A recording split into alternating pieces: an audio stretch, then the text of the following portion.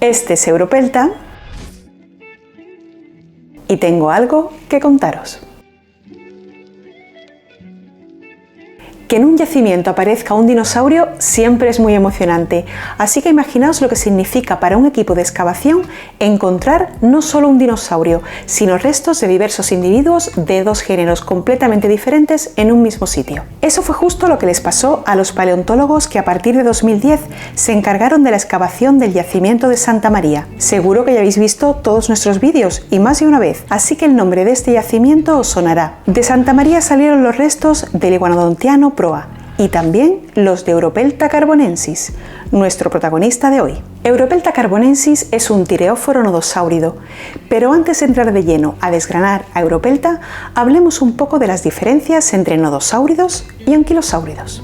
Aunque ambas familias son cuadrúpedas, fitófagas y acorazadas, hay ciertos detalles que distinguen a una de la otra. Por ejemplo, el famoso mazo caudal o porra de la cola, únicamente presente en los anquilosáuridos, o la distribución de puntiagudas espinas hipertrofiadas en los cuellos y hombros de los nodosáuridos. Estas diferencias están muy bien, pero a nosotros nos llaman más la atención otras. Os vamos a hablar de una distinción que nos ha parecido muy interesante, la morfología de los canales auditivos de ambos grupos. En un estudio de 2022 sobre la neuroanatomía de un pariente cercano de Europelta, Strutiosaurus austriacus, se concluyó que este tendría una capacidad auditiva ligeramente superior a la de las tortugas. No obstante, en el proceso comparativo de las diferencias estructurales entre anquilosáuridos y nodosáuridos, encontraron que estos últimos disponían de unos conductos cocleares más cortos, motivo por el cual su audición era menor que la de los anquilosáuridos. ¿Y para qué necesitaban escuchar mejor los anquilosáuridos que los nodosáuridos?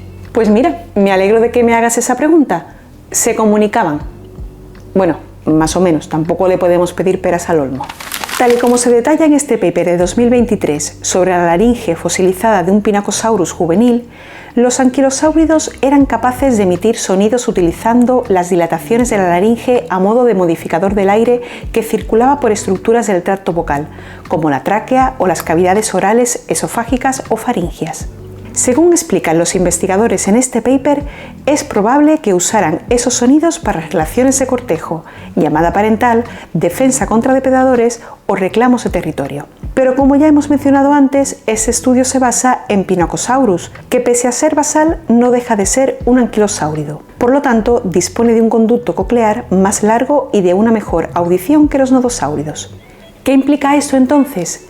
Pues que a menor capacidad auditiva, menor necesidad de comunicarse o de emitir sonidos con una finalidad concreta, básicamente porque no se escucharían los unos a los otros, no les llegaría el mensaje.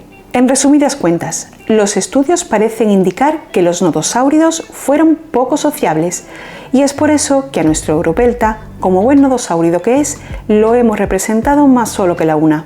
Pues después de saber esto, ya no se parecen tanto ambas familias. Según parece, no compartían siquiera preferencias en cuanto al hábitat. En 2016 se publicó un estudio que analizaba el tipo de sedimento en que se habían encontrado los restos de nodosáuridos y de anquilosáuridos en cada continente y por marcos temporales. Se partía de la premisa de que los restos de nodosáuridos son más abundantes en sedimentos marinos y querían demostrar si este dato era casual o nos estaba dando una pista sobre los hábitos de estos animales. Pues bien, el estudio concluyó que para los restos encontrados en Europa y Norteamérica, la cantidad de fósiles de nodosáuridos encontrados en sedimentos marinos es estadísticamente significativa y no fruto de la casualidad. Este dato sugiere que los nodosáuridos vivían en ambientes costeros o deltaicos, junto a la playa o en ríos cercanos a su desembocadura. En cambio, los anquilosáuridos parecen haber preferido ambientes menos salobres y aparecen asociados a tierras más interiores con masas de agua dulce. Además, este estudio constata un hecho bastante curioso. El registro más moderno de anquilosáurido en Europa es el perteneciente a Ileosaurus, un animal que vivió hace unos 136 millones de años. Después, los anquilosáuridos desaparecen del registro europeo y solo encontramos nodosáuridos. Concuerda bastante con la preferencia de estos animales por los ambientes costeros, ya que Europa fue un archipiélago durante la mayor parte del Cretácico. Los anquilosáuridos asiáticos también refuerzan esa teoría. Llegaron hasta Uzbekistán y no siguieron avanzando hacia el oeste. Así que en el Cretácico tardío, en Europa, solo tenemos nodosáuridos. Vamos, que unos eran de playita y los otros de montaña. Típico chiste de cuñado. Venga, ahora sí, vayamos a por Europelta.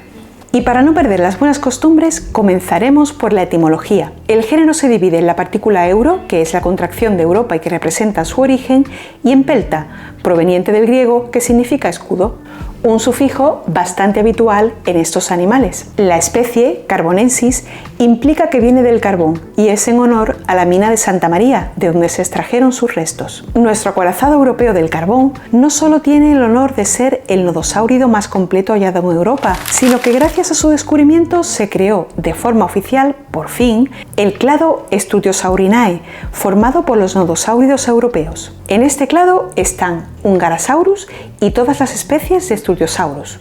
Además, como dato curioso, Europelta es, hasta la fecha, el nodosáurido más antiguo conocido en Europa. Además, no podemos obviar que determinar la posición filogenética basada en análisis cladísticos de animales como estos resulta todo un desafío.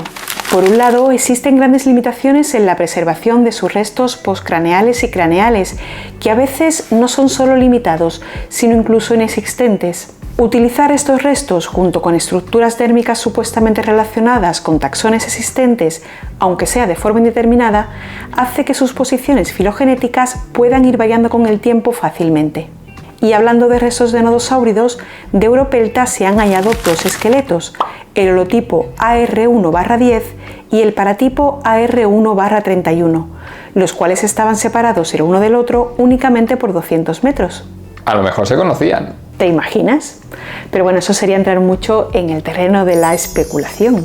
De hecho, hablando de especulación, la reconstrucción de Europelta se tuvo bastante clara desde un buen principio. Uniendo holotipo y paratipo se tiene gran parte de los huesos de este animal. Concretamente, tenemos hasta el momento la friolera de 3.469 elementos fósiles asociados a Europelta en un total de 18 concentraciones. Pero aunque tuvieran la reconstrucción clara, eso no quiere decir que fuera fácil, especialmente cuando se pusieron manos a la obra con su armadura. Del holotipo encontraron 70 osteodermos y del paratipo 90, y eso podría ser una buenísima noticia si no fuera porque ni uno solo de esos osteodermos estaba fusionado con ningún otro, ni tampoco asociado a ningún resto óseo mediante uniones o algo que diera pistas sobre su localización. Es decir, tenían un puzzle gigantesco de múltiples soluciones y para ordenar las piezas de un modo coherente solo se disponía de la comparativa con otros nodosáuridos y anquilosáuridos. Los paleontólogos dividieron los distintos osteodermos en un total de 8 tipos según su morfología, nombrados de la A a la H. Luego hicieron dos grupos más, uno con elementos pertenecientes a la armadura sacra y otro con elementos discordantes. Este último estaba formado por osteodermos individuales que no compartían morfología con ninguno de los anteriores y de restos muy fragmentarios que no son valorables más allá de saber que son osteodermos. En conclusión, aunque la distribución de la armadura de Europelta es totalmente válida hasta la fecha, podría variar si en un futuro aparecen nuevos descubrimientos con osteodermos relacionados entre sí. Un futuro que, aun siendo esperanzador, ya que el yacimiento AR1 goza de una gran riqueza, no deja de ser incierto. La abundancia de concentraciones permite documentar individuos prácticamente completos y, lo más importante, apenas conocidos en el registro europeo de la misma edad, lo que convierte casi cualquier hallazgo en una novedad. Además, al haberse identificado únicamente dos tipos de dinosaurio, cabe suponer que podría encontrarse material completo de otras especies que hasta el momento solo tienen registro fósil aislado, como los dientes de un terópodo alosaurideo.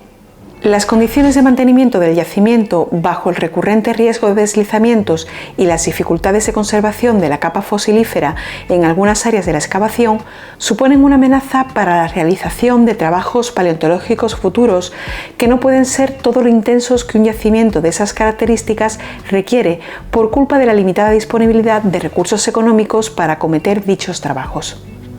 Y llegados a este punto nos preguntamos, ¿será este nuestro último viaje a la mina de lignito de Santa María? Algo nos dice que todavía podemos aprender muchas cosas de ese yacimiento y de los nodosáuridos en particular. También me da que hablaremos más de ellos en un futuro.